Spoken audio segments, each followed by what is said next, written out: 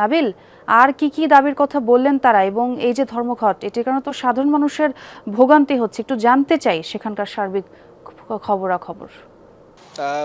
নিশ্চয়ই বলেছেন, ভোগান্তি চিত্র আমরা সকাল থেকেই সিলেটের বাস টার্মিনাল যেগুলো আছে সেগুলোতে দেখতে পাচ্ছি। আমরা এই মুহূর্তে আছি সিলেটের কেন্দ্রীয় বাস টার্মিনালের সামনে, এবং আমরা যেটি এখানে দেখতে পাচ্ছি যে অসংখ্য যাত্রী তারা নিজ নিজ গন্তব্যে যাওয়ার জন্য মূলত এই বাস টার্মিনাল তার আশপাশ এলাকায় এসে তারা তাদের প্রয়োজনীয় যে বাস কাউন্টার সেখানে এসে যোগাযোগ করছেন, কিন্তু তারা সেখানে টিকিট পাচ্ছেন না।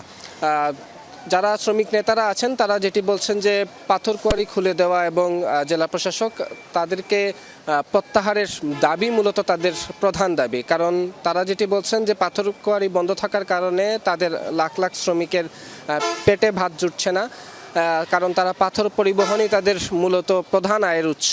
ফলে তারা এটি খুলে না দিলে তারা তাদের কর্মসূচি এইভাবে কঠোর কর্মসূচি অব্যাহত রাখবেন। তবে যারা সাধারণ যাত্রীরা আছেন তারা বলছেন যে এই ধরনের কর্মসূচি শুধুমাত্রই জনগণকে জিম্মি করে রাখার জন্য।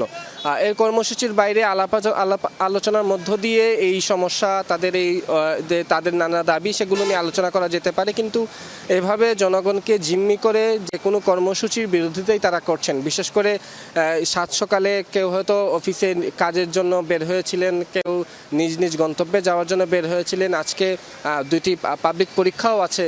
সব মিলিয়ে একটি আসলে হযবরল অবস্থা সিলেট নগরীতে। এবং এই যে পরিবহন যে ধর্মঘট, সেই ধর্মঘটের আওতায় একদিকে যেমন বাস ট্রাক তো আছেই, পাশাপাশি সিলেটের গণপরিবহন বলতে যেটি বোঝায় সিএনজি চালিত অটোরিকশা, সেটিও কিন্তু সেই আসলে ধর্মঘটের আওতায় আনা হয়েছে। আমরা সকাল থেকে যেটি দেখছি যে বাস, দূরপাল্লার বাস আসলে ছেড়ে যাচ্ছে না। পাশাপাশি ঢাকা থেকে বা বিভিন্ন জেলা থেকে যে বাসগুলো আসে সেগুলো আসলে শহরের অদূরে আটকে দেওয়া হচ্ছে, ফলে সেখান থেকেই হেঁটে যাত্রীদের এই শহরে প্রবেশ করতে হচ্ছে। অর্থাৎ দুর্ভোগের অন্ত নেই সাত সকালেই। ধন্যবাদ নাবিল সেই খবর আমাদের জানানোর জন্য।